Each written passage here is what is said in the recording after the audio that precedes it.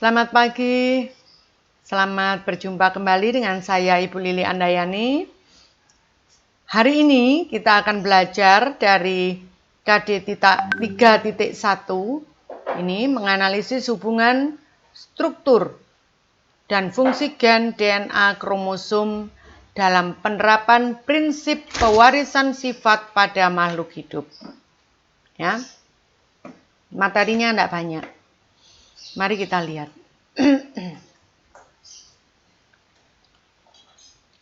Gen, kromosom, dan pembentukan sifat.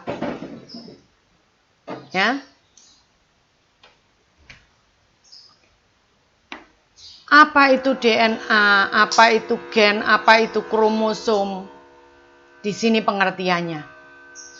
DNA adalah faktor pembawa sifat yang diturunkan dari orang tua atau dari induk, kalau makhluk hidup selain manusia ya, pada keturunannya. Kalau manusia misalkan, warna rambut saya, ini tekstur rambut saya, ini diturunkan dari mama saya, papa saya, dan seterusnya. Seperti itu ya.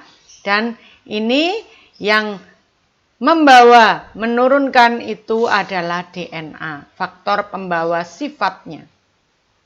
Nah, lalu apa itu DNA, gen, kromosom? Jadi begini, DNA itu adalah bagian dari gen, atau DNA ada di dalam gen. Gen adalah bagian atau ada di dalam kromosom. Kromosom itu letaknya di dalam inti sel. Nah, sekarang tugas yang pertama yang harus kamu kerjakan, nanti ditulis di buku catatan ya. Ditulis, apa pentingnya kamu mempelajari tentang DNA, tentang gen ini?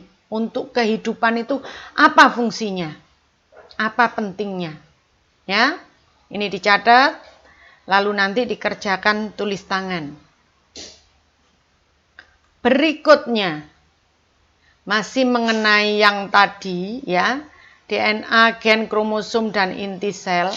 Kalau digambarkan seperti ini gambarannya. Ini sel. Kalau model kayak gini kan sel hewan ya. Lalu di dalam sel itu ada macam-macam organel, ada nukleus, ada mitokondria. Nah, nukleus atau inti sel itu di dalamnya ada banyak sekali benang-benang kromosom. Makanya tadi dikatakan bahwa kromosom itu ada di dalam inti sel. Kromosom ini kalau ditarik ya, itu ada gennya. Ini gen. Ini gen. Jadi kalau ditarik itu ada gen. Di dalam gen, jadi ini gen. Ini kalau digambarkan lebih besar lagi di dalam gen, itu ada gambar yang seret ini ya. Ini adalah DNA. Di mana DNA itu ada kode-kodenya. Ya, jadi DNA itu nanti ada kode-kodenya yang akan kita pelajari pada pertemuan berikutnya. Paham sampai sini? Di dalam sel ada kromosom, di dalam kromosom ada gen. Jadi kromosom ini terdiri dari untayan-untayan gen, kalau ditarik begitu ya. Itu ada gen, dan dalam gen itu ada DNA atau ADN, deoksiribonukleat, DNA, deoksiribonukleat. Kalau ADN, adenosin deoksiribonukleat, A-nya adenosin. Nah, bicara masalah kromosom, kromosom itu ada dua jenis.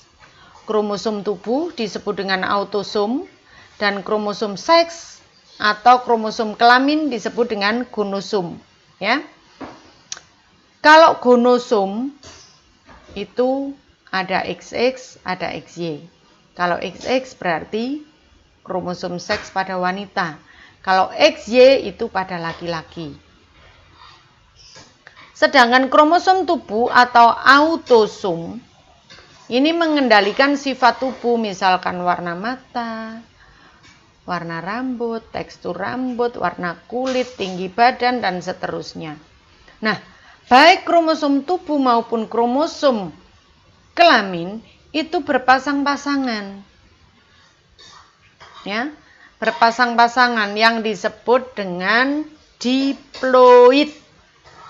Jadi di dalam sel tubuh kromosom itu berpasangan atau diploid.